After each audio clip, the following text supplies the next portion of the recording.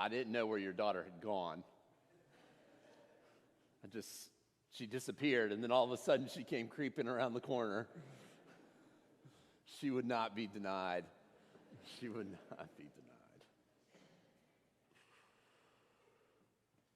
One of my earliest memories centers around a birthday party. I was probably about their age. I think I was maybe turning 5 or 6. And there was this trend in the mid-1980s. I don't know if it was a thing here. It was where I grew up in Marietta. And I didn't want to miss out on it. We had for my birthday party at our home on 1366 Lansdowne Court in Marietta, we had a pony party. Did any of you all or your children have pony parties? Any raise of hands? Okay, all right, there's some pony parties around here. If you're wondering what was a pony party, it was exactly what it sounded like. Somebody, we would contract with them. I guess we signed our lives away. And they would bring ponies, like little tiny horses, for children like me to ride. Now, I don't remember all the particulars of said pony party.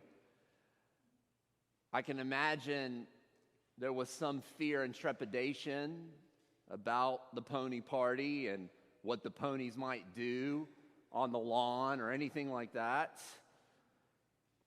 But what I do remember is riding this valiant steed and being led in circles with my friends as they rode these ponies. And I get why this particular animal would have been marketed to our demographic, because 5 and 6-year-olds ride ponies.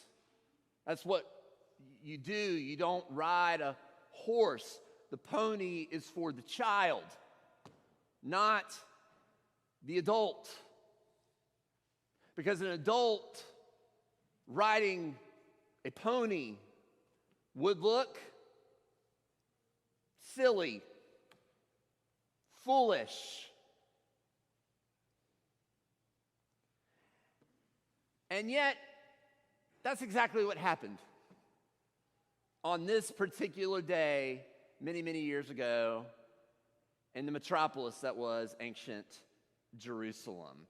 A man rode in on not one but two, it says, 2 different ponies. Can you imagine what he looked like? He probably looked like a fool. And so the question is, well, then why? Why would he do this? Why ride in on a pony that was meant for children and birthday parties? For Jesus, I think that may have been the whole point. I think he meant to play the fool. I think he thought this whole scene was absolutely foolish. I think he thought the whole idea of a military parade where somebody came in riding this war horse while everybody celebrated, and this hero said, "Look at me, look at me, look at how amazing I am." I think Jesus thought that was foolish. This was basically Saturday Night Live, Jerusalem style. It was parody at its finest. Jesus was poking fun at the establishment. But there's more to it than that. This wasn't only satire. It was also in Scripture. We've said it a number of times today. Jacob read it in the assurance of forgiveness. We quoted Zechariah. It was fulfilling the prophecies of the Jewish people that said that the new king of God's people would ride in on a colt. A humble one, riding not a war horse, not a stallion, but a donkey. Jesus was fulfilling these scriptures. It was Jesus' way of proclaiming to everybody who would hear and see it that I am your king, but I'm not the kind of king that comes in on Secretariat. But I'm riding a pony. I'm different.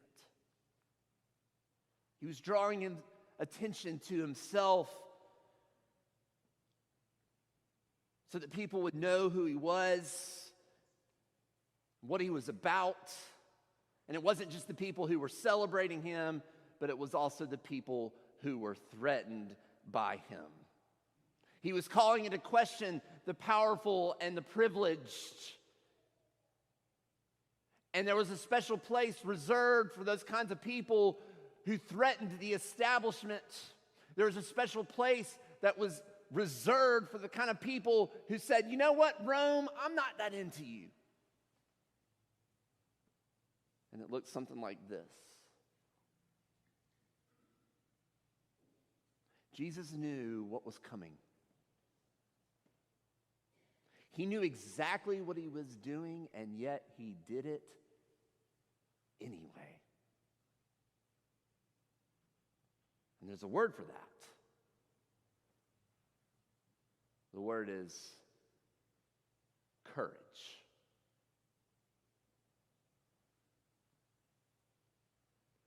If you Google the word courage, you'll see all these inspirational quotes. I was reading all these quotes. It was there was one thread that wove itself through those quotes, and it had to do with fear. And not necessarily the absence of fear, but rather the conquering of it. I learned that courage was not the absence of fear, but the triumph over it, said Nelson Mandela. Courage starts with showing up and letting ourselves be seen. Brené Brown. Courage is being scared to death and saddling up anyway. John Wayne.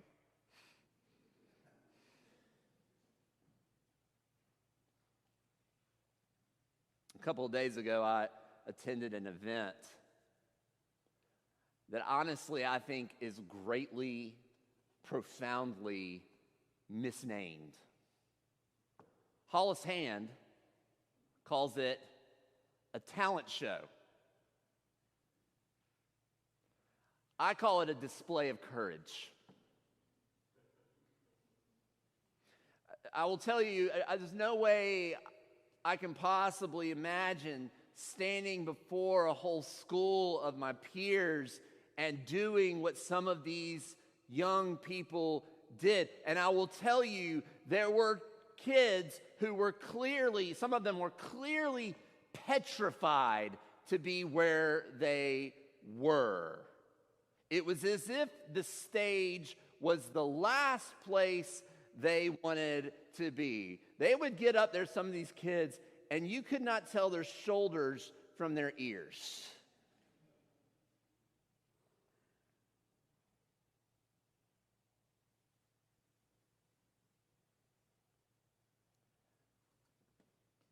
And yet there they were, letting themselves be seen.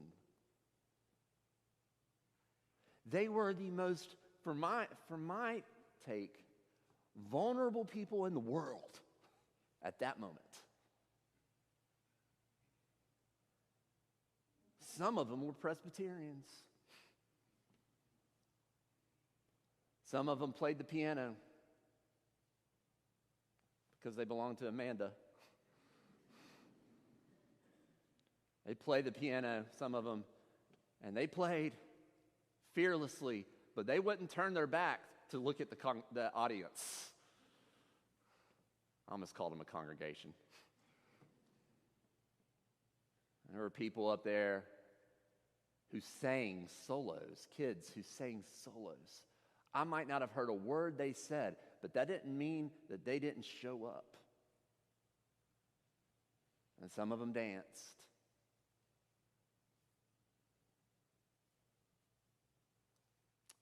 They might not have seemed up for that show, but they did show up. And I believe, as I was thinking about that, I believe that courage is one of the more underrated descriptors of what it means to be Christ-like. We throw around words like love and grace and forgiving, and those are great, great words, but we don't often speak of courage. And the reality is that following Jesus is often the most courageous thing we can do. To show up for others when nobody else will. To show up for ourselves when the world wants to walk all over us. To show up for the kind of people no one else seems to stand up or show up for. To show up and show out in a crowd when every fiber in our being tells us to blend in. I'm not a historian by trade, but I will venture to guess that if you look at the course of history, progress isn't made by the people and the organizations and the faith-based institutions who have been suppressed by the noise of the way things are, but instead progress has been made by those with courage enough to speak loudly and proudly of the way things should be, who have braved the denials and betrayals of injustice to make way a path in the city for hope and liberation. Jesus took a huge risk that day in Jerusalem. In fact, he knew exactly what he was doing. He was seeing fit to inaugurate a new kingdom of reconciliation and restoration, even if he looked like a fool doing it. And some would say, well, that didn't pay off for him. Not at all. Look where he wound up. But we who follow Jesus know that that's not the end of the story, and that we are called upon to summon our own courage to stand up and show up for the very kind of people and world Jesus himself stood up and showed up for. And I call that courageous love. And that will no doubt require something of ourselves that is outside of ourselves. But following Christ has nothing to do with glorifying ourselves. That parade wasn't Jesus saying, hey, hey, hey, look at me.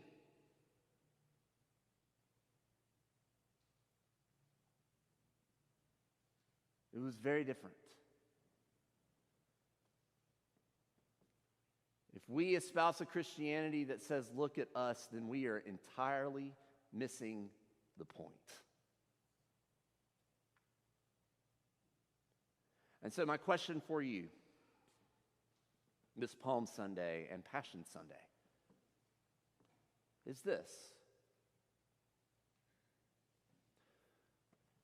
What does Christ-like courage look like in your life?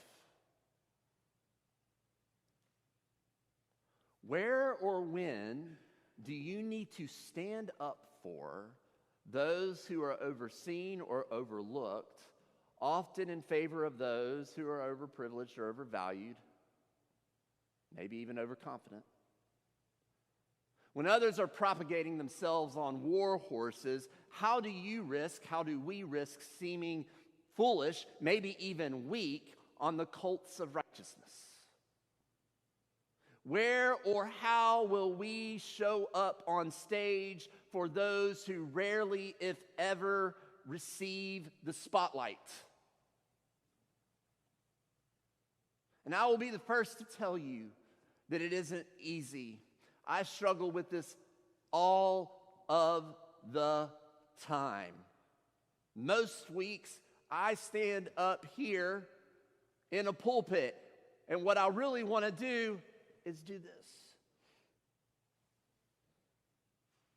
I worry about upsetting people, offending people in the congregation whom I respect and love. And more often than not, I take the easy way out. It's not easy being courageous. But I will tell you that the moment will come for us all, individually or collectively, when we will have a choice in our quest to follow Christ. Will we choose courage or cowardice? Will we choose strength or silence? Will we summon intestinal fortitude or weak spines? And I'll just simply say this to that. Your King is coming to you, humble and riding on a donkey.